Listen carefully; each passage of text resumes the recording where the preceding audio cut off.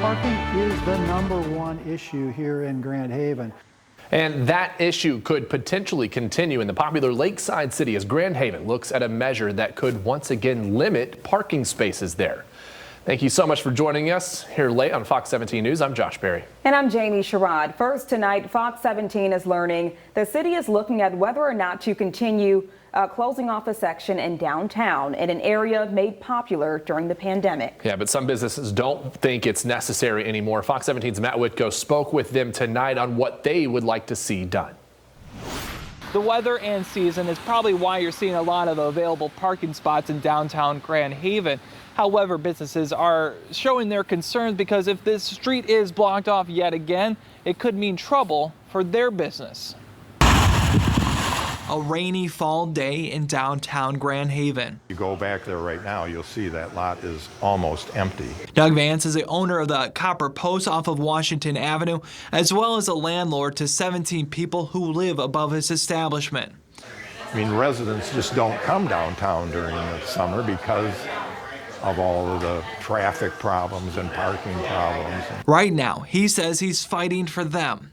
Let them park. They've got a sticker that says they paid you $120 for overnight parking. Let them park as long as they want. They live here.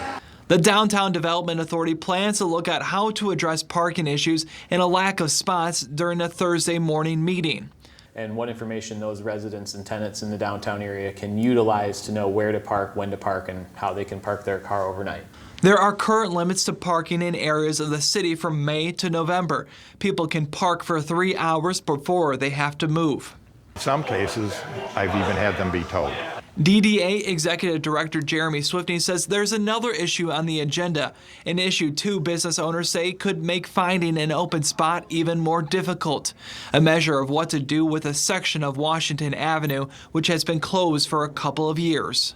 This last year we closed 25 parking spaces for the outdoor dining. This next year we'll see what our board and what city council feels comfortable doing. If they feel that what we did this year is the same thing, then we'd be looking at an additional 25 spaces closed, so you'd still be over 800 parking spaces within a 3-block area. Now it's no longer necessary. It's an unfair take away from all the other businesses that rely on that parking. John Morgan owns a jewelry shop east of what has been the closed-off section of the downtown area. I think there's ways to develop that kind of atmosphere without compromising the fairness by giving up these spaces to a very, sort of favored group. Morgan says he was in full support of the closure back during the pandemic, and while he continues to champion the social district zone where people can drink and walk around on sidewalks, he's collected signatures from a few dozen business owners who want the section of road back open.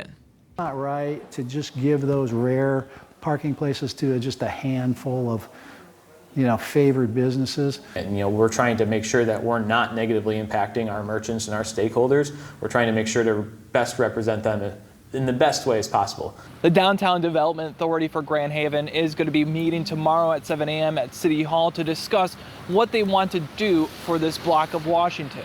Reporting here in Grand Haven, I'm Matt Whitkos, Fox 17 News.